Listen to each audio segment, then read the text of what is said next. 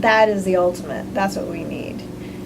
We need somebody like a third party involved, overseeing their operations. I think that's a big, part of the equation that's missing. Because yes, they know the rules. Yes, they are certified, licensed state applicators. They know what to spray. They know, not to spray in windy conditions. Does that mean they are? That's the million-dollar question.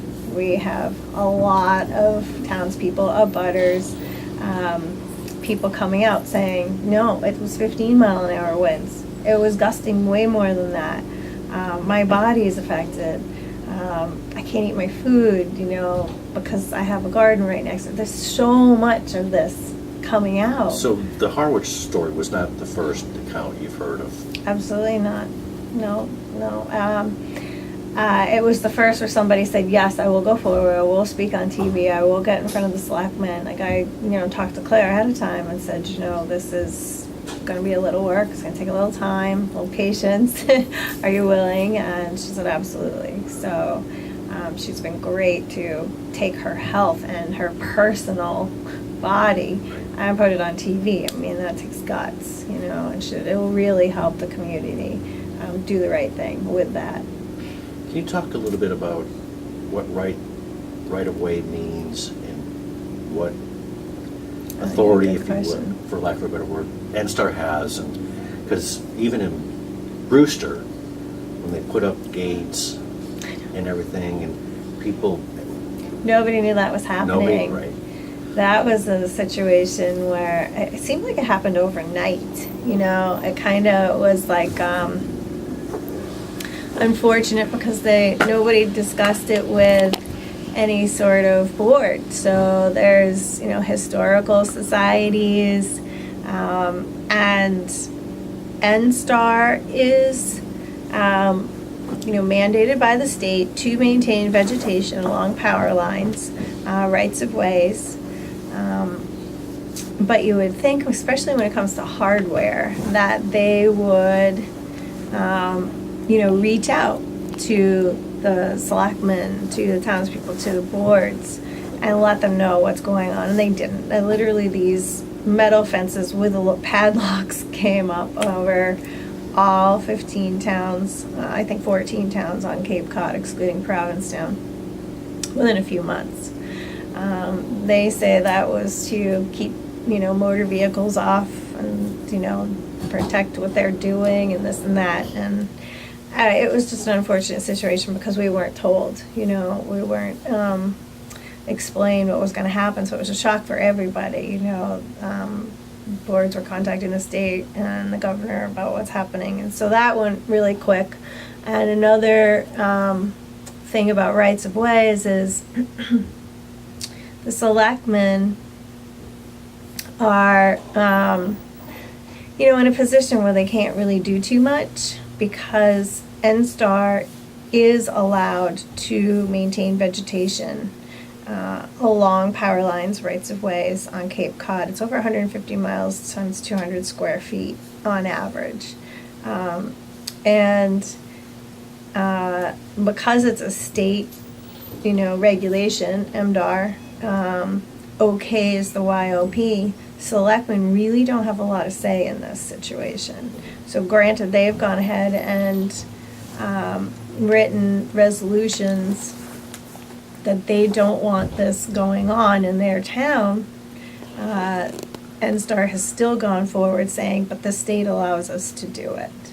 So this is the whole issue that's going on and continues to be, topic of discussions. After seeing this video, we hear that MDR says we will take certain things in consideration after discussions of that day, and hopefully that means we'll actually start changing some regulations. So we'll see where that leads. So when it comes to notifications, there's a couple of rules and regulations that are, I'm going to say this lightly, I think being overlooked. So there's a comment period, 45 days, where citizens are allowed to give a fact-based comments, and we always should take advantage of the situation, and it's a paragraph long, it counts. After that, there's 2 days, and then MDR makes a decision, and they've always said, carte blanche, NSTARS, YOP looks good, comments. There were more non-fact-based comments. MDR said in 2013 there were only 90 comments.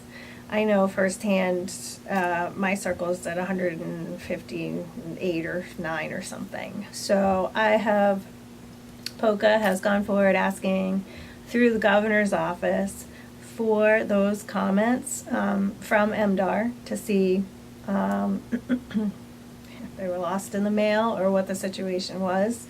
POCCA has asked for MDR's actual written amounts of herbicides that NSTAR used in 2013 and 2014, the weather conditions of those days that they were applied, as well as the comments. So 3 things. We asked them the early October.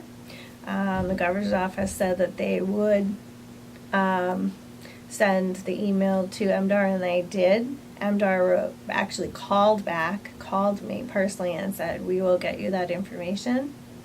And this is the end of December, and I still haven't seen this. I follow through pretty much bi-weekly on that. So that's kind of telling me something without saying a word, if you know what I mean.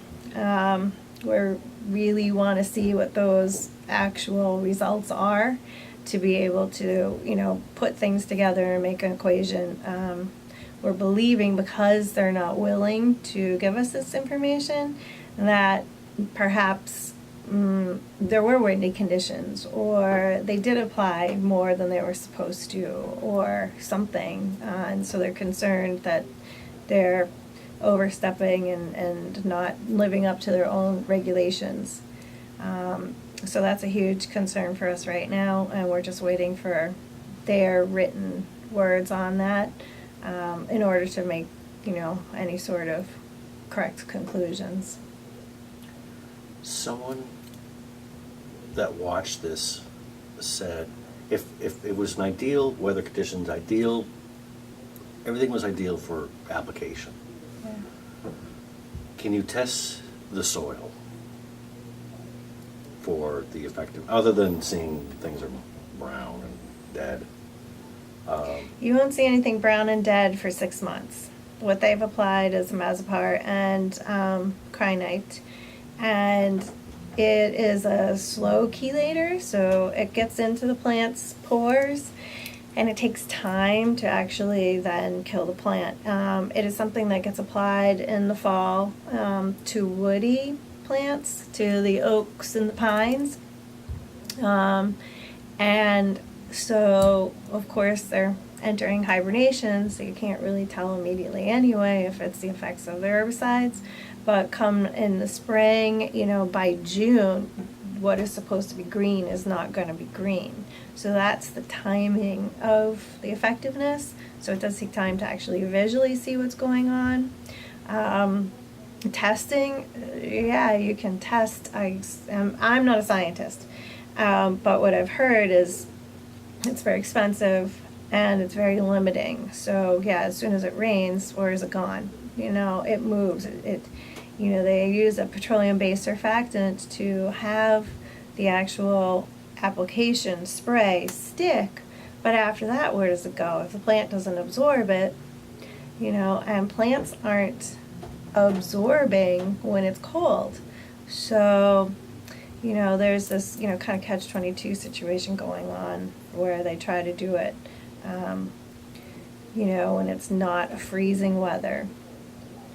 They applied to 9 towns in less than a month, the month of October. They started October 1st and they were done before November 1st because the weather was so good. This is 2014. But there were lots of other weather conditions that were concerned about. It was a lot of wind. And what is written in the regulations is from 3 miles an hour to 10 miles an hour, no gusts. Well, it's really, we live on Cape Cod. And there are, a top of a hill, a sand dune, as I call it, to a bottom is different weather conditions. So they do say they have somebody that is monitoring the weather. On the day that Claire was, her farm was potentially harmed, they took weather stats at 9 in the morning, at 12, and then at 4. And so I guess it's not like there's somebody actually there all the time. So when they're on top of the hill and bottom of the hill, it's going to be different. That was a piece of a puzzle I kind of put together listening to these selectmen's meetings. Is that's vague too. That doesn't make me feel comfortable either. So even though there's somebody who might be out there with a little something going on at 9 in the morning, 2 o'clock is, might be a total different weather condition. Right. So 4 o'clock, a day is done, it doesn't matter. So another vague thing that we're, taking in consideration at this point and learning that we need to tighten regulations, and we're really hoping that MDR will listen and work with us, because this is our land and this is what we're asking for. So we'll see. Just one other question. Do you have any idea what it costs for a company like this, or what it costs to administer a program like this? Is it So we have asked hundreds of thousands of dollars, or? We have asked for that as well. We've asked for the amount that it actually costs NSTAR for their materials, which would be the herbicides, the petroleum-based surfactant, the gasoline, the blowers, materials, as well as the labor. What are they paying another company? And again, they have not come forth with any sort of information on that topic. We're asking and have asked our Senator Dan Wolf to continue to kind of pressure them to receive that information. And we're really hoping that a number will be given for 2013 so we can compare it to 2014. They sprayed 8 towns in 2013. They sprayed 9 towns in 2014.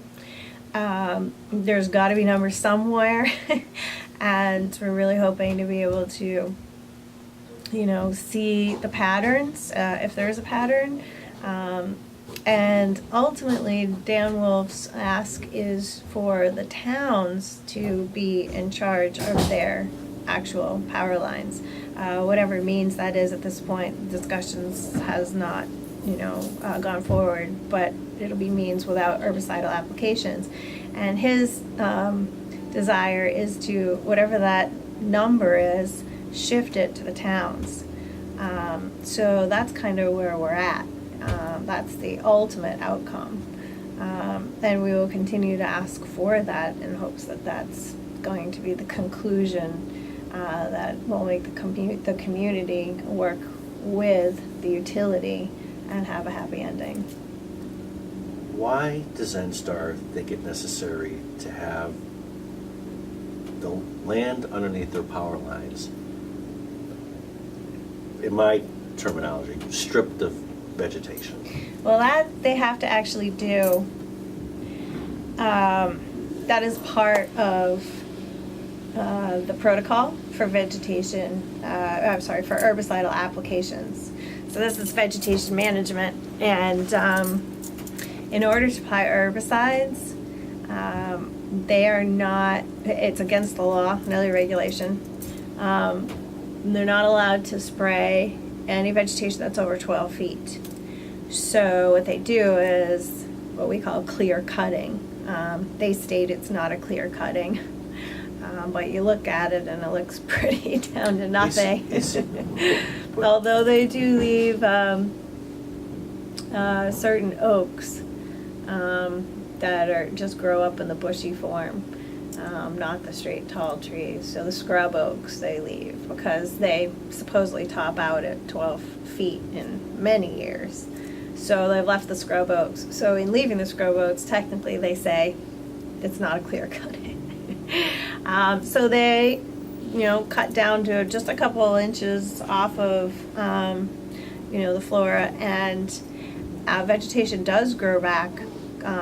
Because when you cut it, you stimulate growth. You've still left the root systems. You've lightened the load. The roots are going to double. The suckers are going to come out on certain vegetation, and it just becomes this cycle of getting bigger, getting faster, getting taller, getting more. And so they cut down, and then within a year, they apply herbicides to the intended targeted vegetation, in hopes to kill it. Now, I'll tell you, in Harwich, it didn't get, die back the first time they applied, so they needed to reapply a year later, and this is the pattern that concerns me. How many times do you need to reapply? And, again, the intended vegetation is not the only thing getting targeted out there. A lot of the undergrowth is as well, and it's unfortunate to see. I looked at Harwich because I sprayed Harwich in 2013, and then we went out to Harwich along the power lines last June, and it was obvious that the low bush cranberries, barberries, they were absolutely harmed as well. Now, not all of them were, so they did grow back into what I called the dead zone. You could see where somebody was walking because it was just a line. It was dead. And NSTAR says, well, it's gonna come back. And I think, well, isn't this defeating the purpose of the YOP? You wish to only target the intended vegetation, and so you're hindering the growth of what we want to keep a ground cover of. And that's just a continual back and forth, discussion about that. Oh, but don't worry, in the end, and I'm like, it doesn't need to be this way along the way. So we'll just have to see, through time, how many times they apply in order to actually kill the intended vegetation, because the pines were looking green in August when we were out there hand pruning. Harwich Conservation Trust, thank you very much, went out with locals and did a pruning.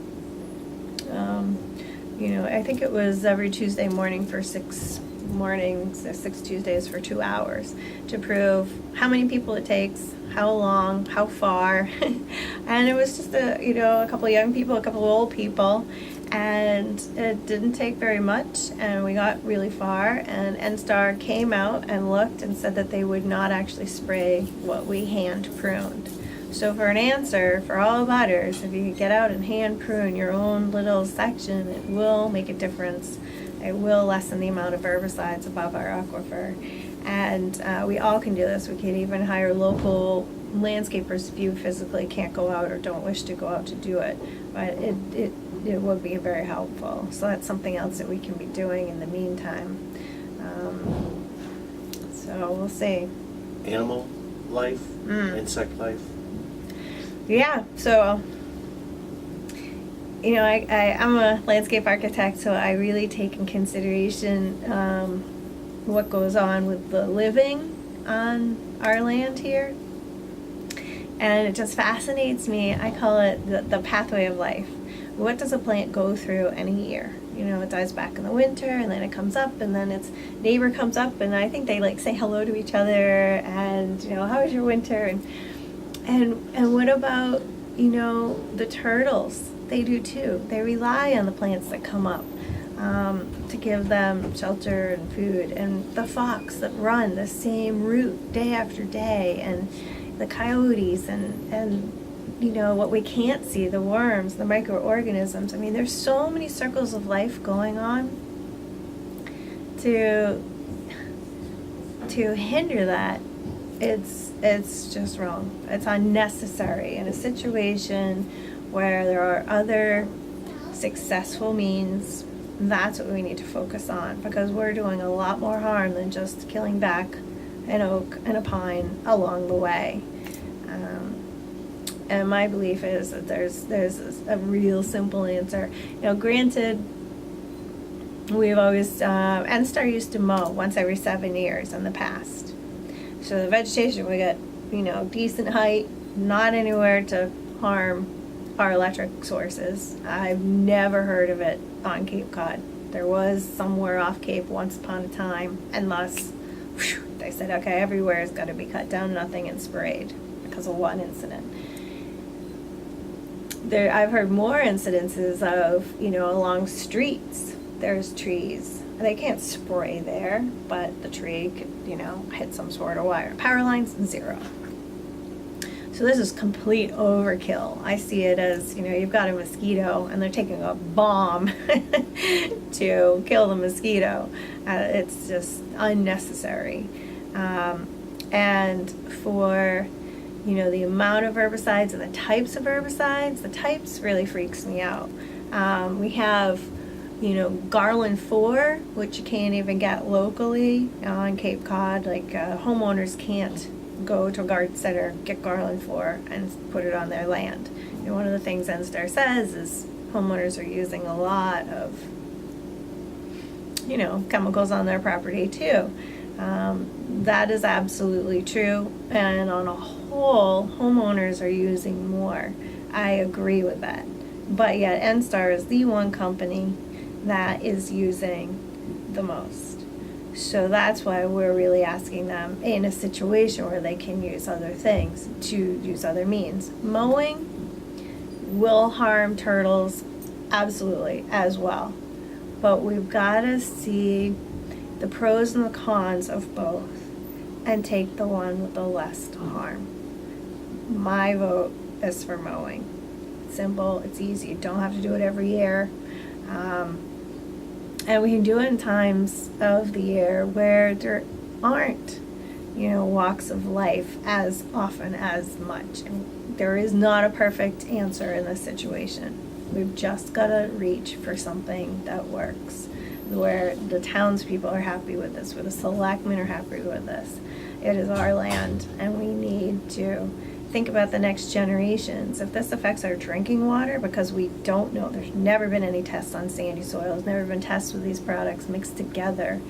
We've got to be careful. Because you mentioned the cost of testing and how cost prohibitive it is. It's expensive. Would you need some sort of private, a university or something like that to fund? It's about, of course, funding, right? It's about a laboratory. Who has a laboratory set up that can test for Garland 4, Amazepar? I mean, even Roundup is it's the most widely used herbicide worldwide, okay? Roundup it's an endocrine disruptor. It is so harmful to more than just the plants. It is made to kill plant cells. And does not discriminate. It also kills human cells. And it is, they're taking so much time to say we're testing, we're still testing, we're still testing. There's one lab in Chicago that will test for Roundup. It's thousands of dollars. So yeah, if somebody has, wants to stand up and put forth some financial efforts, this is wonderful. We would love the help. Anything's possible with money, right? That's where we're at here today. But Garland 4 kills oysters on contact. It's another issue I have with the problem with these particular herbicides. In an area where we're really reliant on oysters as our means of our livelihoods for many locals here, why are we playing? Why are we even allowing and considering this as a solution? It's just, we're not connecting the dots. The dots are not being connected. And this is what we're really hoping to do, is to bring this to light, to share what's really going on in hopes that conclusions can be met that are much safer solutions. For the curious, do you know how many miles long the transmission lines are on Cape Cod?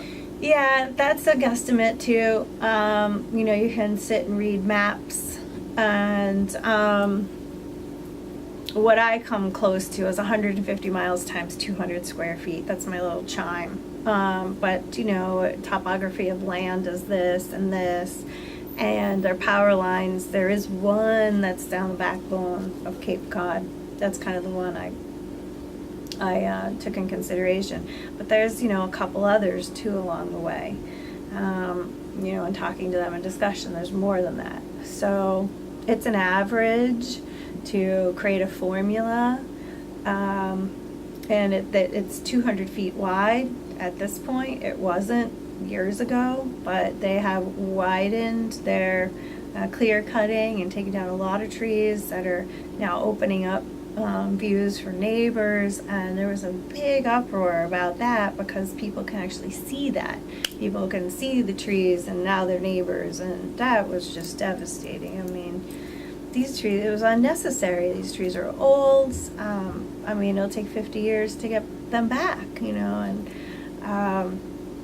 it's just completely unnecessary. And so it's unnecessary to have the fences, it's unnecessary to use herbicides, it's unnecessary to take down these trees. There's so much going on where there isn't communication with these, you know, the utility company and the selectmen and the townspeople.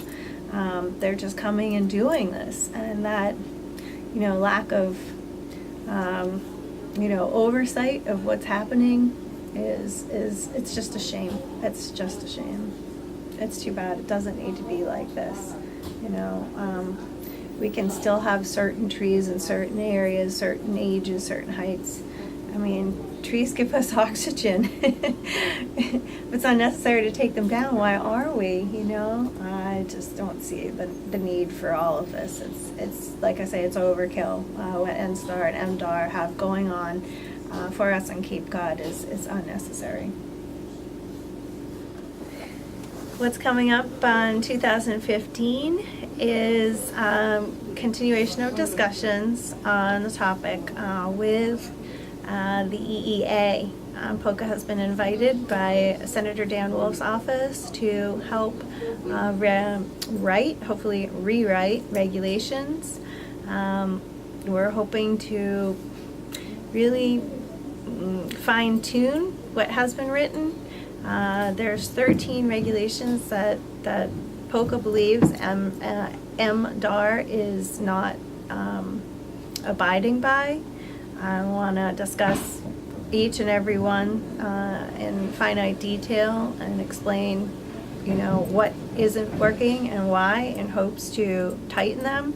And ultimately, the ask is to not use herbicides for vegetation management along power lines. If they are to be used, if we can't, you know, get that to happen, my ask will be to have a third party monitor the situation and write violations.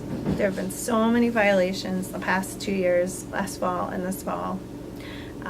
Writing violations get sent to MDAR, and MDAR does nothing about it. So at this point, NSTAR and their certified state applicators have been able to do what they want. And you know, even when weather conditions aren't correct, they're out there, et cetera, et cetera. So there needs to be a system that is written that we can all live by, the state, the utility, and the townspeople. That is what I'm striving for. And we really want to make this clear, simple, and something that we all can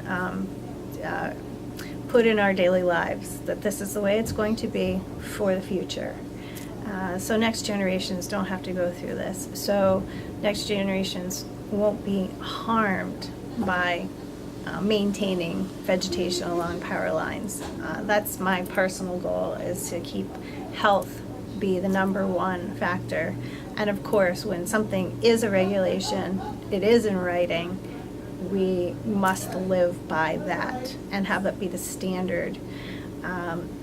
And if violations need to be written, they need to be written. At this point, it's $25,000 per violation per person per day. And there have been so many that are just not even, I call it, they just get put under the carpet. They're not even considered. So that is a broken system. My goal is to make this a situation that it isn't like this ever again. 2015, we want to have something that's clear, concise, and for all of us to understand. And it certainly won't be where we're all happy. I believe it's going to be really hard to make everybody happy as the outcome, but at least we all know that we need to live by it. At this point, it's not working. People are getting harmed. Lots of uproar, lots of things not taken in consideration, and zero sensitivity. And this is about people, and it needs to be about the people. So this is what we'll see in the near future, what POCCA's striving for, and so stay tuned. So I hope that it makes a difference in the end. That's all we can do. Geez, it's been 5 years. I think about that, or more. It's since the summer, so 5.5 years. And I've been working to educate the governor since August, and working in meetings with the EEA, writing back and forth a lot of, all the 13, things that we really believe they're not living by.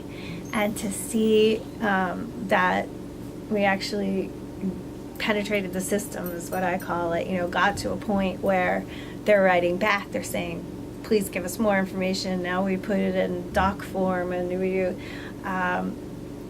can you highlight, and because they're not little, it's pages long of information. And to see that they really, really wanted to learn more, and had us go up to the State House and speak with them, and go from one meeting to the next meeting to the next, to work with NSTAR and ask for their input on the situation.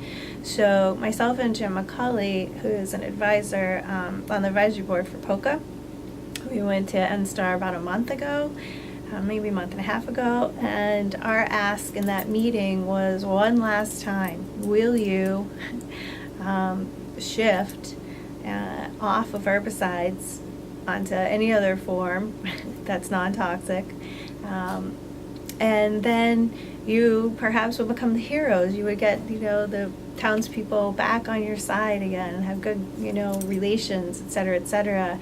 And they said, no, we'd rather wait for the state to change the regulations, and then we'll live by those. So we went one more time to ask them, face to face, and tried. And so we are going to go work with the state regulations through the Energy and Environmental Agency, the EEA, who is above MDAR and regulates MDAR, to change MDAR's regulations. So that's where we're going. NSTAR is more than just a Massachusetts utility company. They're based in Texas. Are you aware of similar stories and similar situations, whether it's rights of way or pesticide use in other states? Yeah, I know of Boulder, Colorado. Their townspeople, the way it was described is the townspeople fired the local utility from maintaining vegetation with herbicides along their power lines, and they took over the whole entire responsibility themselves. And it's been years, and it's been going well. So that's a positive outcome report. Other ones are, again, towns not wanting this to happen, and the utility still going forward and doing it regardless. So there was one, kind of hope. So we wish to do that as well, ultimately. But there's a financial part of the equation. that needs to be answered. I don't know how much it would cost to maintain vegetation along power lines on Cape Cod. I believe mowing would be the cheapest. I believe there will be a lot of volunteer people that are willing to actually go out and hand prune. But 150 miles times 200 square feet is a long distance, and because if an issue happens, like the electricity does get affected due to a tree falling along the power lines, and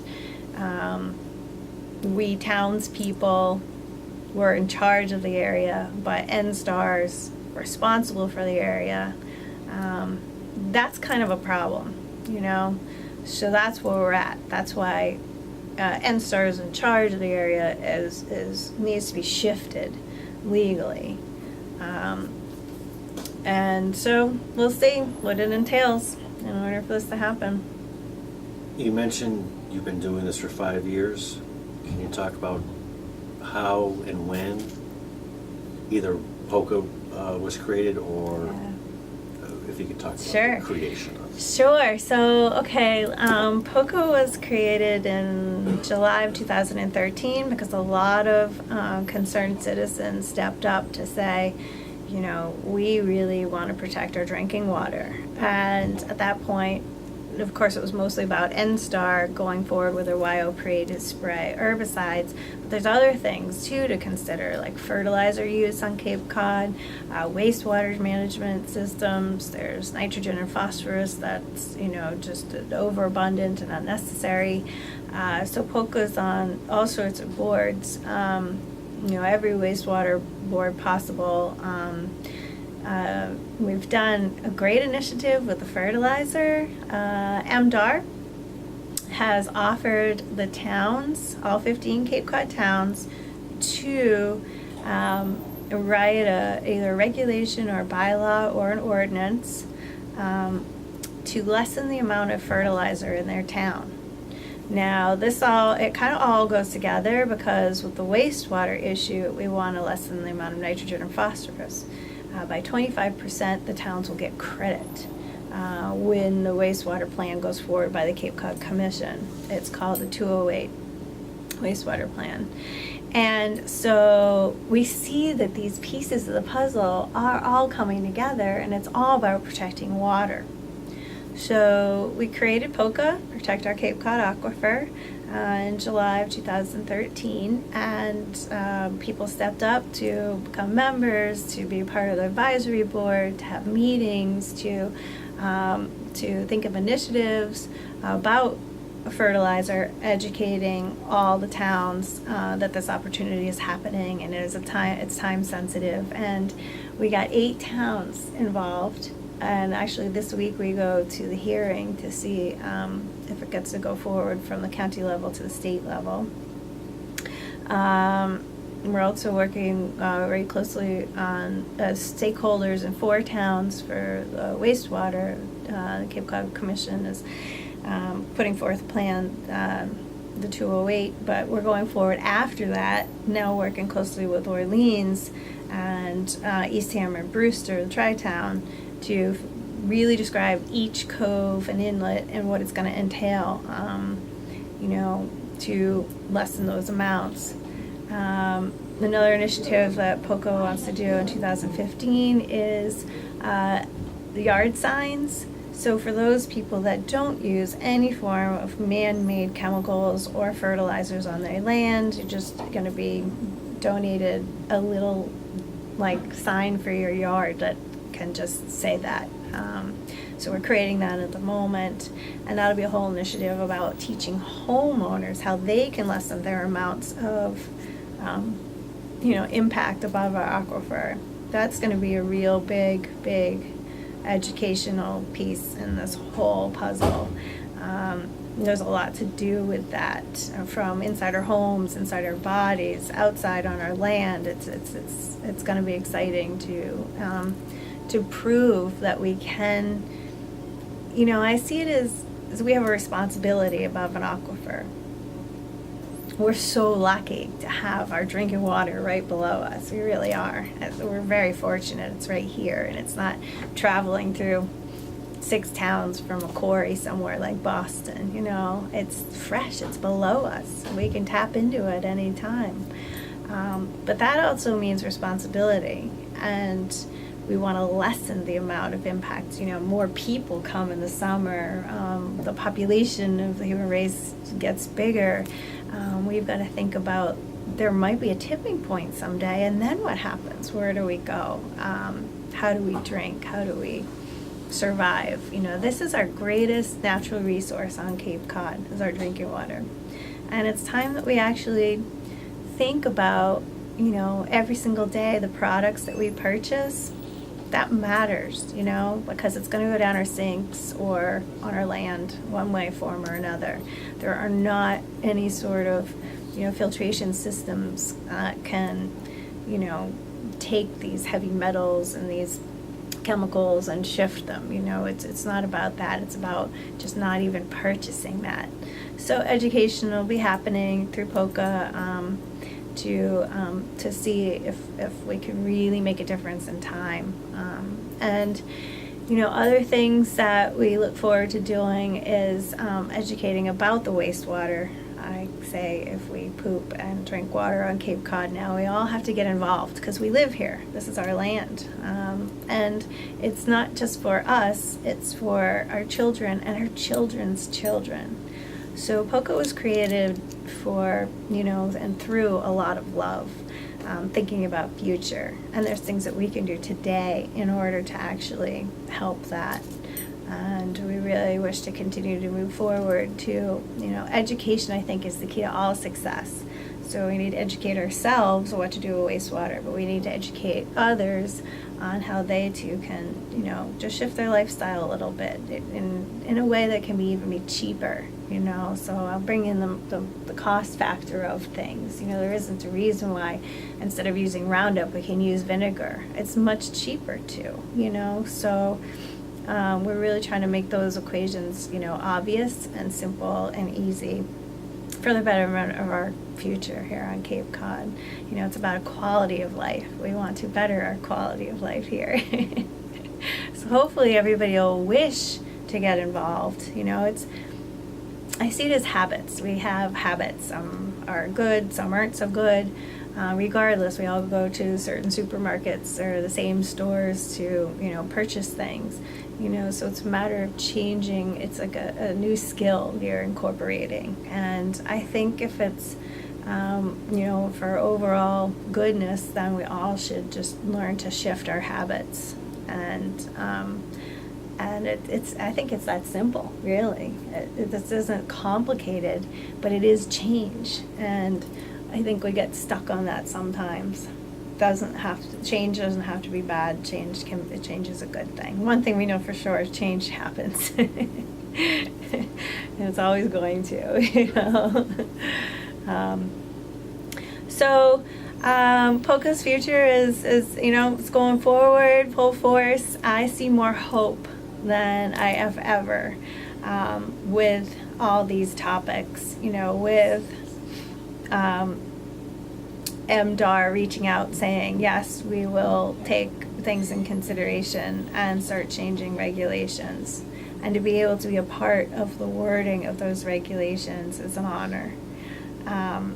With fertilizer, educating, POCCA reached out to all 15 towns. We wrote a primer stating what the Cape Cod Commission offered, which really wasn't, I'm going to say, strong enough. You know, they had 10 foot, we want 100 feet. So we at POCCA actually wrote our own suggestion to the boards of health about the fertilizer opportunity going on right now. And we've got 8 towns involved all together, and that is just another little proud moment I have. And so I've asked for an extension for the fertilizer opportunity for 6 months in order to get next spring, 2015, the other towns involved at their town meetings. So on the warrant, they must be on in January in order for that to come through. So I'm continuing to reach out to the boards of health of the other towns. I've asked Senator Dan Wolf to also reach out to them, and he said he would. I asked him to do it in a letter form. He said he would actually call them. So that'll hopefully take care of some uneasiness that those other towns might be having. Like maybe how do you monitor fertilizer applications by homeowners and businesses? I mean, that's a good question. We don't know. But taking advantage of the fertilizer opportunity now while the state gives it to us is what we want to do, and we can fill in those blanks afterwards. You know, considering the 208 wastewater wants us to take nitrogen and phosphorus out of the equation, if the towns have the fertilizer by law or, you know, regulation or ordinance written, then this will be much easier for them to do. So we kind of see that this works hand in hand, and you know, in the future years, it really, really will come together nicely and be much easier than having to do this through the state. It gives the towns more control on these topics, and that's really a big deal. One other thing that POCCA took on as an initiative was in 2013 when NSTAR sent out their YOP, the yearly operational plan. It was late in the summer. I thought about bringing it up with the selectmen, so I went ahead and got on the agenda of all 15 Cape Cod towns, one at a time. And my ask of the selectmen at that time was, if they do not wish for herbicidal applications along power lines throughout Cape Cod, throughout their land, to write a resolution and sign it and send it to MDAR and NSTAR as well. And 14 out of 15 towns did just that. It took months of time to, you know, give a presentation in front of the selectmen and to receive their written letters. It's all on POCCA-CapeCod.org's website. They're all there. Each town, you know, did a great job. Dennis talked about, you know, the worms, the microorganisms. Yarmouth talked about the citizens and the townspeople, et cetera, et cetera. It was beautiful, the outcome of that initiative, proving that we don't want this here. And so, you know, having the local utility continue to go forth without, I see it, permission from the selectmen on their land is it's just a shame. So this is completely a case of the utility against a community, and I was glad that POCCA had the opportunity to go forward and speak to each town and educate them more about the facts that there are other alternatives that are successful, and to see that the selectmen stood up about this really, really, I mean, it says a lot, and we should thank them all. I sure did. And we should continue to ask our selectmen to write to MDAR about this situation. It does continue to live on, unfortunately, and the more that we can do to keep it, you know, current, and then that would be the best that we can do. So I wanted to take the time to realize that this is the 15th POCCA Cape Cod TV show, and thanks to LCTV, I've been brought from studio audiences to, you know, out on power lines and libraries, as you can tell, here in Orleans today, and selectmen's meetings. I really want to thank LCTV for being there for me and for our community to able to bring this into people's homes, to continue the outreach of current events, of what's really happening here. It's the truth of our time, and we've got to get involved because we live here. And I think the worst thing that we can do is to not get involved and expect change. And so I really want to just take a time to say thank you, LCTV. I look forward to another successful year with you next year and beyond. And it's been a trip. What a trip it has been, right? So thanks to everybody that's helped out from behind the scenes to coming along with me, and I appreciate it all.